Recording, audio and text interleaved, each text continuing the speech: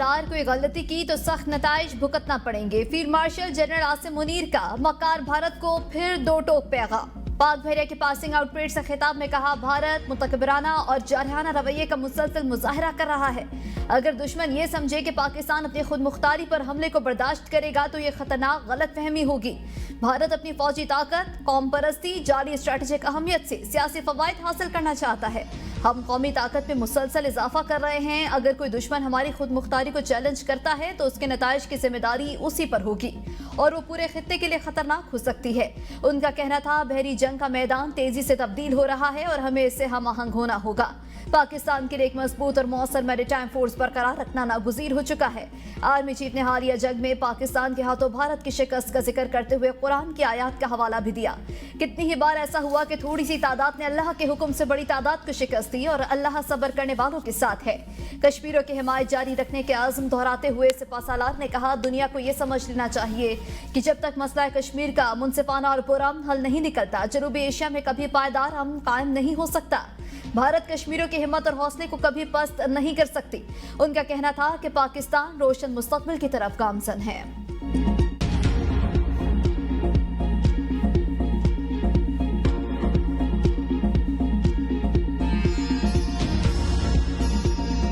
सानिया सवात पर अली अमीन गन्नापुर के खिलाफ मुकदमा दर्ज होना चाहिए।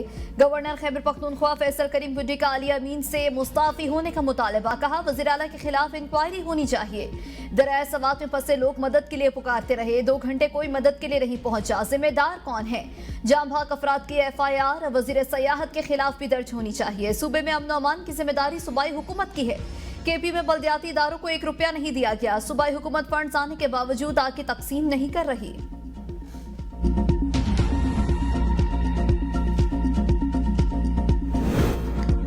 सिर्फ डिप्टी कमिश्नर की मुअत्तली काफी नहीं, असल जिम्मेदारी वज़ीर आला पर आयद होती है। इनको मुअत्तल किया जाए। वफाकी वज़ीर इत्तलात अता तारड़ ने सानिया सवात पर वज़ीर आला खैबर पख्तूनख्वा को सख्त तनकीद का निशाना बनाते हुए कहा कि वज़ीर आला का बयान है कि खैमे देना उनका काम नहीं, नाकाबिल कबूल। अगर रेस्क्यू और खैमे देना आपका काम नहीं तो फिर क्या है?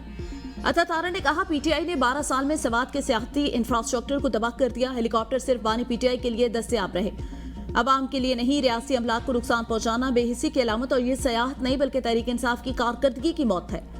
अता तारड़ का कहना था, खैबर पख्तूनख्वा हुकूमत ने डिजास्टर मैनेजमेंट और रिलीफ में मुकम्मल नाकामी दिखाई। अवाम का हक है वो जाने उनके टैक्स का पैसा कहाँ जा रहा है। हुकूमत को अपनी नाहली तस्लीम करनी चाहिए, ना कि जिम्मेदारी से राह फरार इख्तियार करनी चाहिए।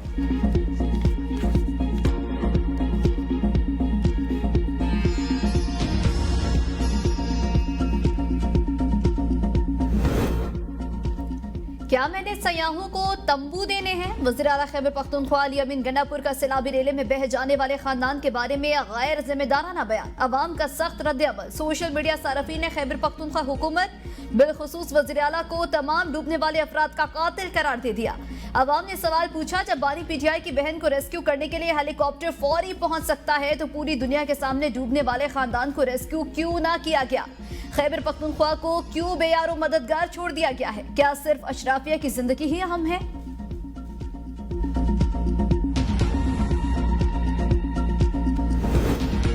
सानिया सवात डिप्टी कमिश्नर सवात शहजाद महबूब को मुअत्तल कर दिया गया। सलीम जान नए डिप्टी कमिश्नर सवात तैनात। चीफ सेक्रेटरी का सवात का दौरा। कहते हैं 85 में से 58 अफराद को जिंदा बचा लिया गया। चीफ सेक्रेटरी का जाम भाग अफराद के लवाहिकीन के लिए 15 लाख रुपए फीकस इमदाद का ऐलान।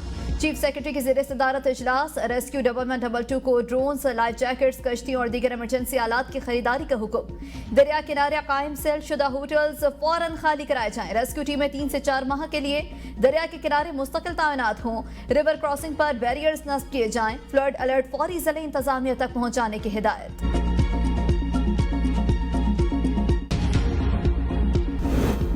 वज़ीर आज़म की तहरीक इंसाफ को मुज़ाकरात की दावत। वज़ीर आज़म ने अपोजिशन को एक बार फिर मुज़ाकरात की दावत दे दी। ज़राए के मुताबिक बजट इजलास में वज़ीर आज़म के अपोजिशन रहनुमाओं से मुलाकात भी इसी सिलसिले की कड़ी थी।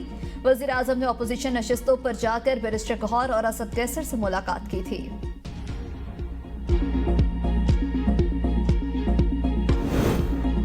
पाकिस्तान के डिफॉल्ट रिस्क में कमी। डिफॉल्ट होने का इम्कान 59% से कम होकर 47% रह गया। ब्लूमबर्ग के मुताबिक पाकिस्तान आलमी सतह पर उभरती हुई मईशतों में सर फेरे।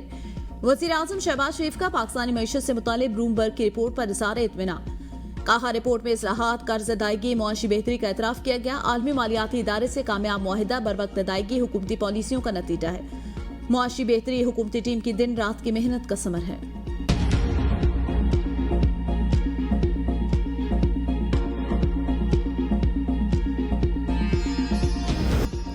पंजाब असेंबली में तोड़फोड़, स्पीकर का सख्त एक्शन, 10 अरकान पर 20 लाख से ज्यादा जुर्माना आयद कर दिया।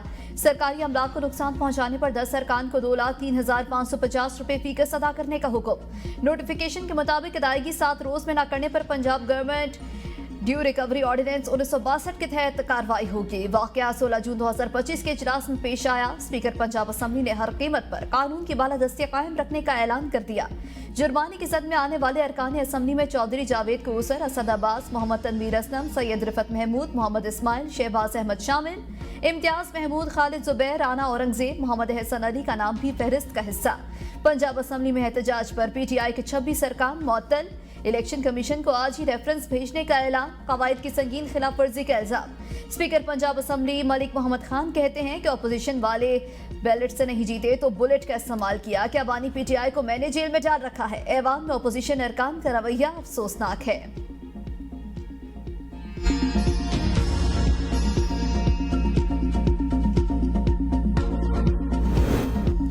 ऐवान में एहतजाज करना हमारा हक, हम अपना एहतजाज करते रहेंगे। मखसूस नशिस्तें छीनी, मैंडेट छीना, ऐवान भी छीनने की कोशिश की जा रही है।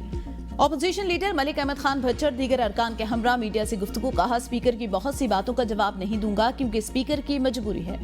स्पीकर ने कहा पार्लिमानी लीडर के अरकान बात नहीं मानते तो हमारे पार्लिमानी लीडर का नोटिफिकेशन ही नहीं किया गया। स्पीकर साहब, आपकी जमात ने तो परवेज इलाही के दौर में कुर्सियां तोड़ी थी, 26 अरकान को क्यों मुअत्तर करें? सबको करते। Deputy speaker Malik Zaheer Channan assembly में कंधों पर चढ़कर चोर चोर के नारे मारा था। जब डिप्टी स्पीकर की ये सूरत हाल है तो फिर जवाब में हमारे लोगों ने भी एहतजाज किया।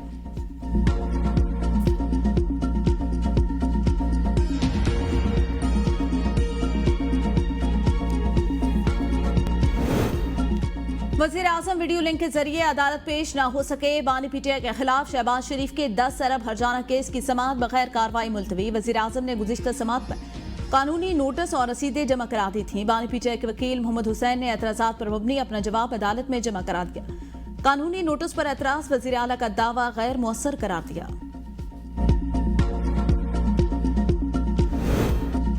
जब इंसाफ न हो तो मुल्क अंधेरों में चला जाता है। चेयरमैन पीटीआई बैरिस्टर गौहर की दीगर रहनुमाओं के साथ प्रेस कॉन्फ्रेंस। कहा इंसाफ का हुसूल आज जितना मुश्किल है 90 की दहाई में इतना मुश्किल नहीं था। पीटीआई के बुग़्ज़ में इतनी हदें पार न करें कि मामलात मुल्क पर असरअंदाज हो।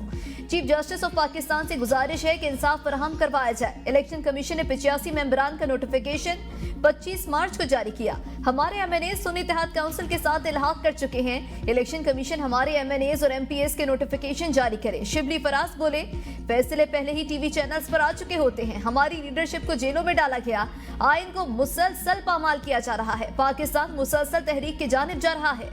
शहबाज एंड कंपनी ज्यादा देर चलने वाली नहीं।